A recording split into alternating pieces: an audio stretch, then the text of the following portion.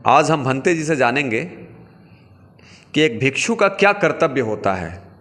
अगर उन्होंने चीवर को धारण किया तो चीवर के धारण करने के बाद एक भिक्षु का क्या कर्तव्य है उसके जीवन में, आज हम भंते जी से जानेंगे। और इस कर्तव्य को कितने लोग निभा रहे हैं और किस तरीके से इस समय के दौर को भंते जी अपनी नज़र से देखते हैं। जो बौद्ध जीवन है जी वो सत्य का मार्ग है। जी सच्चाई के मार्ग पर ही चलने के लिए भगवान बुद्ध ने प्रेरित किया और सत्य की ही खोज के लिए उन्होंने गृह त्याग किया था कि संसार में दुख है, दुख का कारण है, निवारण है और उसको दूर करने का उपाय है। तो उपाय क्या है, इसकी खोज भगवान बुद्ध ने किया और उसको जन जन तक पहुंचाने के लिए पहले पंचवग्गी भिक्षुओं को सारनाथ की ज़मीन पर, जिसको पहले दूसरे नाम से जानते थे तो आज सारनाथ के नाम से जाना जाता है, तो वहाँ पर इन पंचवग्गी भिक्षुओं को पहली अपनी दीक्षा दिया था। यहीं से बौद्ध धर्म की शुरुआत होती है। तो भगवान बुद्ध ने जो दीक्षा दिया और फिर पांच पंचवग्गी भिक्षुओं को भिक्षु बनाया, तो उनको ये कहा कि एक भिक्षु वही भिक्षु हो सकता है जो शीलों का पालन करता हो। जी और भिक्षुओं के लिए 328 शील हैं। जी भिक्षुणियों के लिए 335 शील हैं जी और गृहस्थों के लिए 5 शील हैं और जो श्रामणेर बनते हैं उनके लिए 10 शील हैं। अब इसमें श्रेणियां अलग अलग हैं। जो गृहस्थ है वो तो अपने बाल बच्चों में रहता है, कमाता है, खाता है, खिलाता है, लेकिन 5 शीलों का पालन करता है। और जो गृह त्याग दिया और श्रामणेर बन गया, भिक्षुओं की श्रेणियां कई हैं, तो जो श्रामणेर बन गया, श्रामणेर का मतलब होता है कि वो जिस समय चाहे उस समय चीवर उतार करके गृहस्थ जीवन में जा सकता है। तो उसको 10 शीलों का पालन करना पड़ता है। और जब कोई श्रामणेर 4 साल, 5 साल, 6 साल अपने गुरु के साथ रहकर धर्म के बारे में ज्ञान प्राप्त करता है और वो ये निश्चित करता है कि मुझे जीवन पर्यंत चीवर धारण किए रहना है, इसको त्यागना नहीं है, तब वह उपसंपदा उसकी होती है। और जो उपसंपदा होती है उसमें 10 भिक्षु, 15 भिक्षु, 20 भिक्षु बैठते हैं, उसकी एक सीमा होती है, उसमें वो उपसंपद होता है।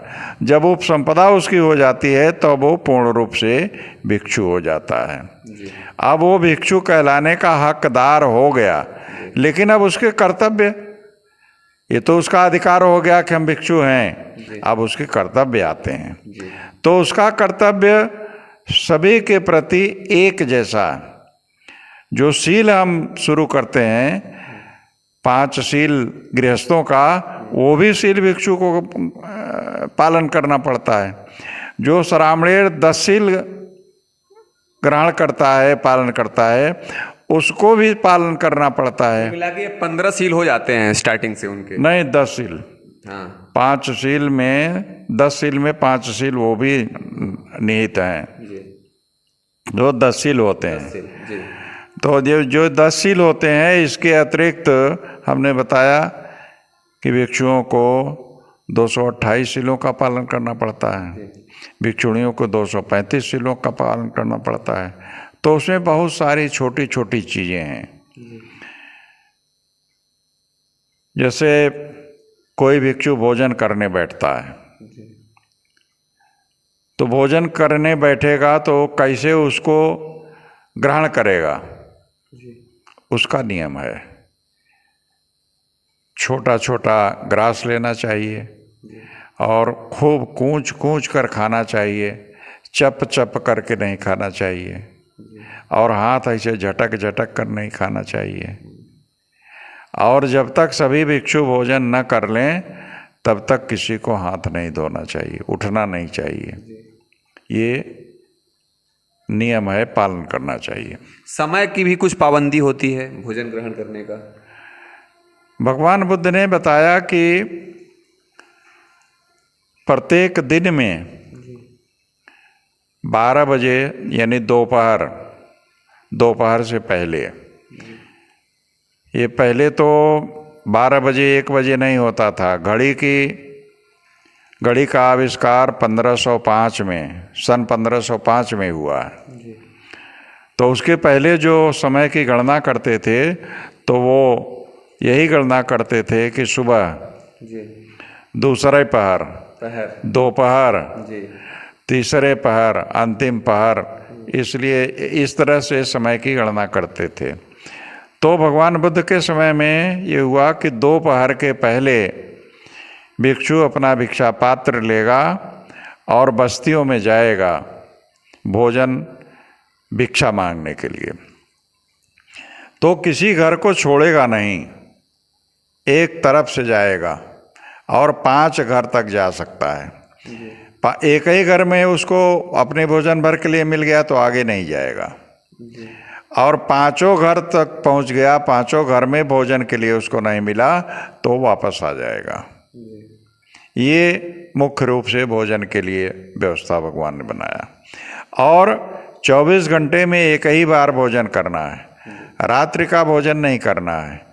रात्रि के भोजन न करने के पीछे भगवान की सोच रही होगी कि ये भिक्षु जाएंगे रात को, कोई भी इनको आरोपित कर देगा, और इनको आरोपित नहीं करेगा तो कोई दूसरा व्यक्ति उस तरह का वस्त्र बनवा करके और चला जाएगा बस्तियों में, और कोई घटना दुर्घटना करे आएगा तो बदनाम हमारे भिक्षु होंगे। इसलिए उन्होंने शाम को भोजन की प्राविधान नहीं किए, दोपहर को भोजन करना। और आज डॉक्टर्स भी बताते हैं कि एक समय भोजन करने से शरीर बहुत ही फिट रहता है, पाचन क्रिया बहुत ही अच्छी रहती है, और हमारी बुद्धि का विकास बहुत तेज़ी से होता है, क्योंकि हमारे स्टमक जो हैं उनके ऊपर बहुत जोर नहीं बनता, बहुत प्रेशर नहीं रहता। तो ये आज डॉक्टर भी कहते हैं इसी बात को। तो भगवान बुद्ध तो स्वयं डॉक्टर थे, वैद्य थे, और संसार के पहले वैद्य, संसार के पहले वैज्ञानिक, संसार के पहले सामाजिक न्याय के करने वाले, संसार के सबसे पहले सभी मनुष्यों को एक मत तरह का मनुष्य मानना, बराबर मानना, ये तो केवल भगवान बुद्ध ने ही दिया है। अन्य किसी धर्म में इस प्रकार नहीं है, थोड़ा बहुत है तो जैन धर्म में है। तो गुरुजी, हमारा सवाल जो है वो ये है कि क्या कर्तव्य है? बौद्ध धर्म की दीक्षा ले लिया, भंते ने चीवर पहन लिया, तो उसका कर्तव्य क्या है? वो कर्तव्य कितना निभा रहा है? हम उसी पर तो आ रहे थे। तो उसका कर्तव्य ये है कि पहला कर्तव्य, उसका कर्तव्य है कि वो समाज में जो असंगतियां हैं जी, मनुष्य अंधविश्वास में पड़ा हुआ है। सरल शब्दों में मुझे बताइए, असंगतियां क्या होती हैं? असंगतियां हैं कि वो मनुष्य के जीवन के लिए ऐसा कार्य करना अच्छा नहीं है, उसका विपरीत प्रभाव पड़ेगा उसके शरीर पर भी और समाज पर भी। तो इसलिए उसको असंगतियां कहते हैं जी। तो प्रत्येक भिक्षु का एक कर्तव्य होता है, पहला कर्तव्य होता है कि शीलों का पालन करे जी। दूसरा कर्तव्य होता है कि उसे अपने भोजन की मात्रा का ज्ञान करना होना चाहिए जी। हम कितना, हमारा भोजन है कि मात्रा हमें कितनी चाहिए।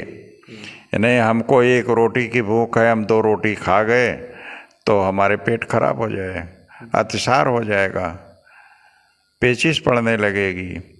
तो उसको अपनी भोजन की मात्रा का ज्ञान होना चाहिए। तीसरा है कि उसे कहीं भी जाए भोजन के लिए कोई निमंत्रित करे कहीं जाए तो उसे अपने पूरे शरीर को ढक कर जाना चाहिए। जी। चौथा ये है कि वहाँ बैठ कर के शरीर को अकड़ अकड़ करना, बैठने के बाद पता चला अकड़ रहा है। इसके बाद है कि वो जहाँ बैठा है वहाँ पर शांतिपूर्वक बैठा रहे, इधर उधर ताक झांक न करे कि बैठे हैं तो उधर झांक रहे हैं, उधर झांक रहे हैं, इधर क्या रखा है, उधर क्या रखा है। ये भिक्षु के आचरण के विरुद्ध है, नहीं करना चाहिए। लेकिन आजकल के भंते तो मंचों से दहाड़ रहे हैं। नहीं, मंच के से दहाड़ना, संबोधित करना वो अलग बात है, ये आचरण अलग बात है। अब संबोधन की बात जहाँ तक है तो संबोधित करते समय भी उसको ये ध्यान रखना चाहिए कि हम जो कुछ बतावें वो सत्य पर ही आधारित हो, और बतावें वही जिसका हम आचरण स्वयं करते हों। एक छोटा सा कहानी है। एक बच्चा था, वो बहुत अधिक गुड़ खाता था, तो उसके माता पिता को बड़ी चिंता हुई कि इसके तो दांत सब खराब हो जाएंगे। तो बहुत लड़के को मनाया, लेकिन वो नहीं माना। तो कहले अच्छा चलो बुद्ध विहार चलते हैं भंते जी के पास। भंते जी के पास गए, हाल चाल हुआ तो देख भंते जी स्वयं गुड़ खा रहे थे। तो उसने कहा, उसके लड़के के पिता ने, कि भंते जी ये लड़का गुड़ बहुत खाता है, इसको ज़रा समझा दीजिए। तो उन्होंने कहा अगले इतवार को आना। अगले इतवार के बीच में भंते जी ने गुड़ खाना स्वयं छोड़ा। तब जब वो लड़का आया तो उसको समझाया कि बेटा गुड़ नहीं खाना चाहिए, देखो तुम उस दिन आए थे तो मैं गुड़ खा रहा था, लेकिन मैंने गुड़ खाना छोड़ दिया क्योंकि उससे दांत खराब हो जाते हैं। तो वो जब स्वयं करेगा और वैसी लोगों को शिक्षा देगा तो उसका प्रभाव पड़ेगा, और अगर स्वयं उसका पालन नहीं कर रहा है, दूसरे को शिक्षा दे रहा है, तो उसका कोई प्रभाव नहीं पड़ेगा। तो वो कहावत भी एक है, परोपदेश कुशल बहुतेरे। दूसरों को तो लोग उपदेश देते हैं और स्वयं उसका पालन नहीं करते हैं। और आपने पूछा कि भिक्षु जो हो जाते हैं, चीवर पहन लेते हैं, तो उनका क्या दायित्व होना चाहिए, क्या उनका कर्तव्य होना चाहिए। तो उनके ऊपर समाज का दायित्व है। समाज को जो विकृत हो गया है, समाज जो अंधविश्वास में फंसा हुआ है, जो पाखंडवाद में फंसा हुआ है, उसको समझाकर उससे निकालना है, सही मार्ग पर ले आना है। अब वो पड़ा हुआ है अंधविश्वास में, पत्थर की मूर्ति है, कह रहे हैं कि पत्थर की मूर्ति में प्राण प्रतिष्ठा कर दी गई। अरे भाई, किसने प्राण प्रतिष्ठा की? जिसने प्राण प्रतिष्ठा जो कर रहा है वो उसके माता पिता मरे होंगे, दादा मरे होंगे, तो उनके शरीर में प्राण क्यों नहीं डाल देता, और उनके शरीर में प्राण डाल करके वो खड़ा कर दे, तब तो ये हम मान लें कि पत्थर में भी जान डाल देगा। लेकिन पत्थर में कैसे प्राण डाल देगा? प्राण कहीं रखा हुआ है कि उठाकर डाल देगा, इंजेक्शन लगा देगा? प्राण तो कहीं रखा नहीं है। ये जो हम बोल रहे हैं, जो हमारा प्राण है, जिसको हम मन कहते हैं, ये 4 चीज़ों से बनी हुई है। पढ़ाया 5 चीज़ जाता है, क्षितिजल पावक गगन समीर, ये 5 चीज़ पढ़ाया जाता है।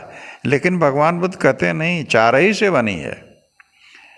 पृथ्वी, वायु, जल, अग्नि, इन 4 ही से बनी है। और संसार की जो रचना हुई है, ये किसी देवी देवता का बनाया हुआ नहीं है।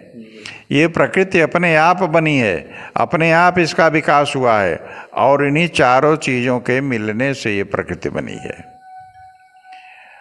और यही सत्य है। और इसी सत्य को जब हम समाज के लोगों को बताएं तो वो अंधविश्वास से हट जाएगा।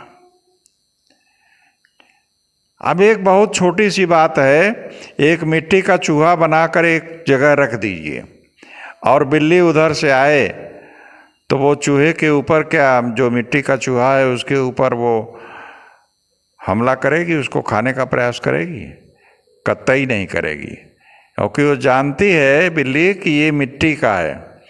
तो मनुष्य के पास, हमारे लोगों के पास, जो लोग अंधविश्वास में पड़े हैं, उनके पास बिल्ली के बराबर भी समझदारी नहीं है, विवेक नहीं है, कि वो ये नहीं समझ सकते हैं कि ये मिट्टी की मूर्त है, पत्थर की मूर्त है, इसमें प्राण कैसे हो सकता है, ये मुझको क्या कोई चीज़ कैसे दे सकता है। कबीर साहब ने बहुत फटकार लगाई, कहा पत्थर पूजे जो हर मिले तो मैं पूजूं पहाड़। अरे तो छोटी छोटी काहे को पूजूं, पूरा पहाड़ ही न पूजूं तो वहाँ ज़्यादा मिल जाएगा, लेकिन है ही नहीं है। तो कबीर साहब ने जो कुछ कहा है अधिकांश उसमें भगवान बुद्ध के उपदेश हैं, और उन्होंने अपनी तरफ से कहे कि कबीर वाणी क्यों कही, इसका पीछे कारण ये है कि बौद्ध धर्म जब यहाँ पर विकराल रूप धारण कर लिया और पूरा भारतवर्ष बौद्धमय हो गया, और यहाँ से बाहर विदेशों में बौद्ध की दीक्षाएं, बुद्ध की दीक्षाएं पहुँच गईं, तब जो आर्य लोग थे, जो भारतवर्ष के निवासी नहीं हैं, ये आर्य जिसको ब्राह्मण कहते हैं आज, ये लोग वहाँ से अपने साथ शराब ले आए थे, गाय ले आए थे और 8 लड़कियाँ ले आए थे। तो इन लोगों ने हमारे लोगों को शराब पीना सिखा दिया, इन्होंने हमारे लोगों को मांस खाना सिखा दिया, कि हमारे लोग परंपरागत बौद्ध रहे हैं। ये भगवान बुद्ध जो सम्यक संबुद्ध हैं, इनके पहले 27 बुद्ध और हुए हैं, तो उनको मानने वाले हमारे पूर्वज इस देश के राजा रहे हैं, शासक रहे हैं। इन लोगों ने इन चीज़ों का इस्तेमाल करा करके हमारे पूर्वजों से राजपाट छीन लिया, और राजपाट छीन करके हमको गुलाम बना लिया। तो बौद्ध भिक्षु का एक कर्तव्य है कि वो जो सही बात है, जो इतिहास गलत बताया गया है, उस इतिहास को सही करके बतावे और लोगों को सच्चाई के प्रति जागरूक करे, उनके मन से अंधविश्वास और पाखंड को दूर भगाने का काम करे, तभी मनुष्य को सच्चाई के मार्ग पर चलने का अवसर मिलेगा। और जब सच्चाई के मार्ग पर चलेगा तो उसका जीवन सुखमय होगा, कल्याणकारी होगा। शुरू में भी कल्याणकारी, मध्य में भी कल्याणकारी और अंत में भी कल्याणकारी। ये है बौद्ध धर्म। आखिरी वीडियो चूँकि बड़ा हो रहा है, तो मैं आखिरी भंते जी से यही कहूँगा कि दर्शक हमारे जो वीडियो को देख रहे हैं और बुद्ध की विचारधारा रखते हैं, बाबा साहब की विचारधारा को फॉलो करते हैं, और जो लोग इस विचारधारा को रखते हुए भी उस त्रिशरण और पंचशील का पालन नहीं करते हैं, उनके लिए भंते जी का आखिरी संदेश क्या है? कि आजकल देखने में आता है कि जो भिक्षु बन जाते हैं, चीवर पहन लेते हैं, श्रामणेर हैं, भिक्षु नहीं हुए हैं। हमने अभी श्रेणियाँ बताई थी। तो जो श्रामणेर है वो शीलों का पालन नहीं करता। बहुत से भिक्षु हैं जो वो भी शीलों का पालन नहीं करते। तो ऐसे लोगों को समाज में जो चीवर का सम्मान होता है, भिक्षु का सम्मान नहीं होता है। कोई भिक्षु हमारे शरीर का कोई सम्मान नहीं करता है, जो सम्मान करता है हमारे चीवर का करता है। क्योंकि ऐसी एक बात आई, एक कहानी है कि एक राजा थे और चीवर लाद करके वस्त्र धोने वाला रोज ले जाता था गधे के ऊपर। तो वो उधर से गुजरते थे तो राजा नमस्कार करता था। तो वो सोचते थे कि ये गधे को नमस्कार कर रहा है। तो उन्होंने स्पष्ट किया कि मैं चीवर को नमस्कार कर रहा हूँ। तो उनके मंत्री ने कहा कि आप तो जहाँ कहीं भी देखते हैं चीवर पहने हुए है, उसको आप नमस्कार करने लगते हैं, अभिवादन करने लगते हैं। तो उन्होंने कहा ठीक समय में उत्तर दूंगा। दरबार लगा तो दरबार में बैठे उन्होंने कहा कि एक किसी पशु पक्षी का सिर काट कर ले आओ और एक मनुष्य का सिर काट कर ले आओ। ले आए, राजा का हुक्म। अब राजा ने हुक्म दिया कि इनको ले जाओ बाजार में बेच आओ। लेकर गए तो जानवरों का सिर तो बिक गया, आदमी का सिर देखकर लोग दरवाजा बंद कर लें, भयभीत। लौट आए, कहने लगे कि राजन, जानवरों का सिर तो बिक गया, मनुष्य का सिर नहीं बिका। तो राजा ने कहा कि अच्छा ले जाओ, तुम वैसे मुफ्त में दे आओ। ले गया मुफ्त में देने के लिए, तो लोगों ने फिर दरवाजे बंद कर लिए। अरे कहने ये क्या, हम क्या करेंगे। लौट आया कि लोग मुफ्त भी लेने को तैयार नहीं है। तो राजा ने कहा तो मनुष्य के शरीर का, उसके सिर का कोई मूल्य नहीं है, कोई कीमत नहीं है इसकी। तो जब उसकी कोई कीमत नहीं है तो हम उसको थोड़ी प्रणाम करते हैं। हम तो कीमत है जो चीवर की है, हम चीवर को प्रणाम करते हैं। तुम लोगों को ये समझ में नहीं आता था कि हम चीवर को प्रणाम करते हैं कि शरीर को करते हैं। ज्ञान और उनके संस्कार भी आते। तो यही विवेक, बुद्धि तो सबके पास है, पशु पक्षी के भी पास है, लेकिन विवेक नहीं है। विवेक का मतलब होता है सही और गलत की पहचान। यद्यपि जो खुले हुए जानवर हैं, जो पशु पक्षी हैं, ये सब सत्य की पहचान रखते हैं। मनुष्य एक ऐसा प्राणी है जो सभी चीज़ों को अपने अनुसार बनाकर उसमें रहना चाहता है। क्योंकि जैसे रात दिन है, रात दिन की पहचान पशु पक्षी जानवर सब करते हैं। रात होते ही उनके सोने की क्रिया शुरू हो जाती है, आराम करने लगते हैं। दिन ढलते ही पक्षियाँ अपने अपने घोंसले में पहुँच जाती हैं। और कुछ जानवर हैं जिनको रात में दिखाई पड़ता है, वो अपने माद से निकल कर बाहर आते हैं अपने भोजन के लिए। और मनुष्य ने तमाम तरह के आविष्कार कर लिए। रात को बिल्कुल दिन की तरह सजा देता है और सब जगह प्रकाश ही प्रकाश हो जाता है। तो उस प्रकाश की चकाचौंध में मनुष्य पड़ा हुआ है और यही उसके दुख का कारण है।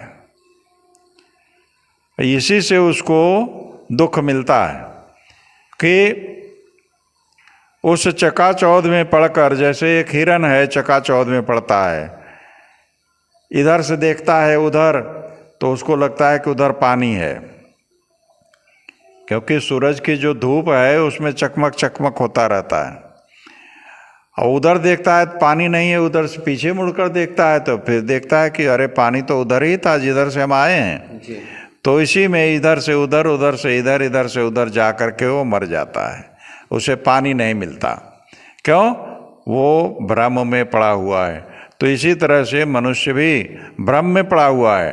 तो भिक्षु का कर्तव्य है कि उसको उस भ्रम जाल से बाहर निकाले, सही रास्ता दे, सही ज्ञान दे, सही उनको रास्ते पर चलने के लिए प्रेरित करे। तब ये भिक्षु अपने चीवर के धर्म का पालन करेगा। और अगर ऐसा नहीं करता तो भिक्षु चीवर धर्म का पालन नहीं कर रहा है। चीवर ही एक ऐसा वस्त्र है जो केवल वस्त्र नहीं है, इसका मूल्य संपूर्ण संसार में है। इसकी उपेक्षा नहीं हो की जाती, इसका चीवर का सम्मान होता है। कठिन चीवर दान कहते हैं।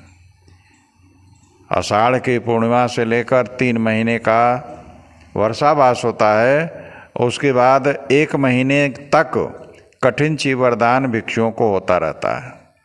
अब इसको कठिन चीवरदान क्यों कहा गया? तो भगवान बुद्ध के समय में जो चीथड़े उतड़े फेंके होते थे, कपड़े सड़ गए तो उसको उठा उठा कर काट काट कर सिल करके चीवर बनाते थे अपना।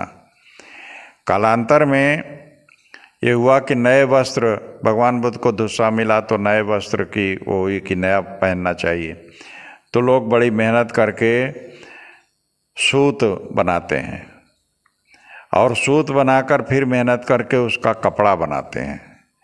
कपड़ा बनाकर तब उसको दान करते हैं, तो कितना परिश्रम करते हैं, कितना कठिन काम करते हैं।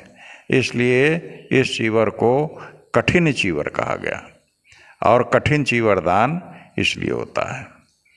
तो भिक्षुओं का मुख्य कर्तव्य यही है कि उनको पाखंड से, अंधविश्वास से, कुरीतियों से, बुराइयों से बाहर निकालने की शिक्षा दे, उनको बाहर निकाले, उनको प्रेरित करे और उसके पहले वो स्वयं अपने आप को उस तरह का बना ले।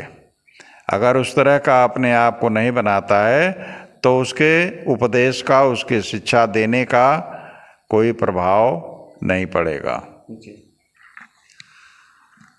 बुद्ध इसी धरती से 2500 साल पहले मनुष्य के लिए मुक्ति का मार्ग खोजा था और बुद्ध ने कहा था कि अगर इस धरती पर दुख है तो दुख का कारण है और दुख का कारण है तो उसका निवारण भी है। लेकिन क्या हम बुद्ध के मार्ग को अपना पाए, बुद्ध को जान पाए और कितना जान पाए? हम जहाँ बैठे हैं और जहाँ से ये वीडियो शूट कर रहे हैं, यहाँ से मात्र 200 किलोमीटर के दूरी पे बुद्ध का जन्मस्थली है। बुद्ध ने अपना पहला उपदेश यहीं सारनाथ में दिया था। बुद्ध को ज्ञान यहाँ बोध गया में प्राप्त हुआ था और बुद्ध का परिनिर्माण यहीं कुशीनगर में हुआ था। लेकिन बुद्ध यहाँ से दूर क्यों चले गए? बुद्ध को यहाँ के लोग जान क्यों नहीं पाए? किसकी कमी रही? बुद्ध तथागत बुद्ध को लोगों तक लोग नहीं पहुँचा पाए। तो हमारे भंते जी ने साफ जाहिर किया कि बुद्ध धम्म का जो चीवर भंते लोगों ने जो चीवर पहना है उसका उनका कर्तव्य क्या होता है कि अगर आपने चीवर पहना है और बौद्ध धम्म स्वीकार किया है तो आपका कर्तव्य है कि आप बुद्ध की विचारधारा को जन जन तक पहुंचाइए और ढोंग और पाखंडवाद से मनुष्य को मुक्ति दिलाइए। नमस्कार, न्यूज़ इंडिया 85 पे आप निगम जी को देख रहे थे।